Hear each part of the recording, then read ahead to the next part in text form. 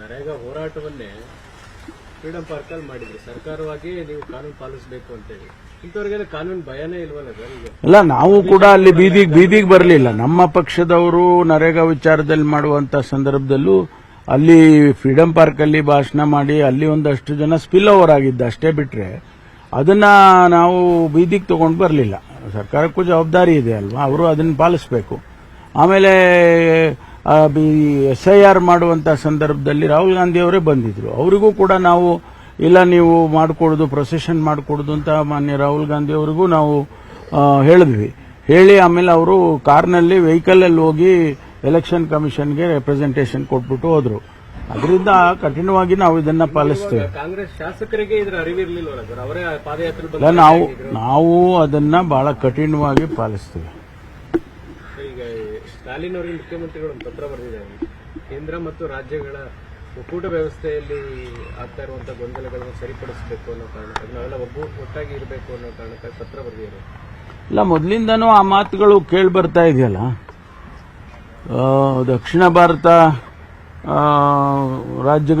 ದಕ್ಷಿಣ ರಾಜ್ಯಗಳಿಗೆ ಆರ್ಥಿಕವಾಗಿ ಅನ್ಯಾಯ ಆಗ್ತಾ ಇದೆ, GST ಶೇರ್ ಸರಿಯಾಗಿ ಕೊಡ್ತಾ ಇಲ್ಲ, ಆಮೇಲೆ ನಮಗೆ ಪ್ರಾಜೆಕ್ಟ್ಸ್ಗಳನ್ನು ಕೂಡ ಸರಿಯಾಗಿ ಕೊಡ್ತಾ ಇಲ್ಲ. ದೊಡ್ಡ ದೊಡ್ಡ ಪ್ರಾಜೆಕ್ಟ್ಸ್ ಎಲ್ಲ ತಗೊಂಡೋಗಿ ಅಲ್ಲಿ ಉತ್ತರ ಭಾರತದಲ್ಲಿ ಹಾಕ್ತಾರೆ ಅಂತ ಇದು ಒಂದು ದೊಡ್ಡ ಕೂಗಿದೆ. ದಕ್ಷಿಣ ಭಾರತದಲ್ಲಿ ಬಹಳ ದೊಡ್ಡ ಕೂಗಿದೆ.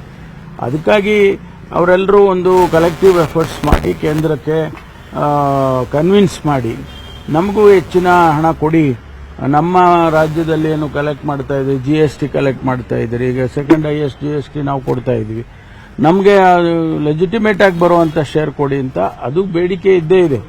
ಅದರಲ್ಲಿ ಬಹುಶಃ ಆ ಪ್ರಯತ್ನದಿಂದ ಆಗಿರಬೇಕು.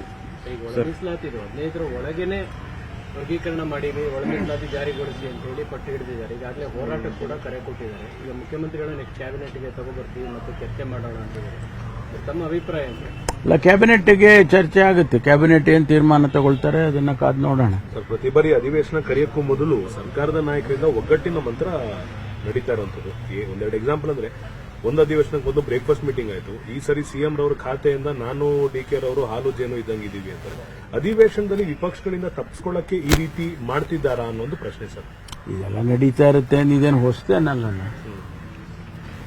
ಪ್ರಜಾಪ್ರಭುತ್ವ ವ್ಯವಸ್ಥೆನಲ್ಲಿ 52ರಿಂದ ಚುನಾವಣೆ ಪ್ರಾರಂಭ ಆದಾಗಿಂದ ಮುಖ್ಯಮಂತ್ರಿಗಳು ಊಟ ಕೊಡ್ತಾರೆ, ತಿಂಡಿ ಕರೀತಾರೆ, ಅಥವಾ ಈ ರೀತಿ ಬೆಳವಣಿಗೆಗಳು ನಡೀತಾನೆ ಇದೆ. ಹೊಸತೇನಾದ್ರೂ ಇದ್ರೆ ಹೇಳ್ಬೋದು. ಬೇರೆ ಬೇರೆ ಶೇಪು ತಗೊಳುತ್ತೆ ಅಷ್ಟೇ. ಕೆಲವರು ಡಿನ್ನರ್ ಕರೀತಾರೆ, ಕೆಲವರು ಲಂಚ್ ಕರೀತಾರೆ, ಅದೆಲ್ಲ ನಡೀತಾ ಇರ್ತದೆ. ಅದು ಬಹಳ ಒಳ್ಳೆ ಬೆಳವಣಿಗೆ ಅಲ್ಲ. ಎಲ್ಲ ಒಂದು ಸಂಯಮದಿಂದ ಎಲ್ಲರೂ ಕೂಡ ಇರೋದಕ್ಕೆ ಒಂದು ದಾರಿ.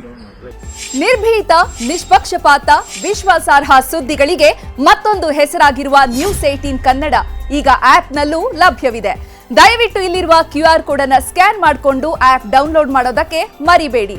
ನಿಮ್ಮ ಬೆಂಬಲ ಹೀಗೆ ಸದಾ ನಮ್ಮೊಂದಿಗಿರಲಿ. ಧನ್ಯವಾದ.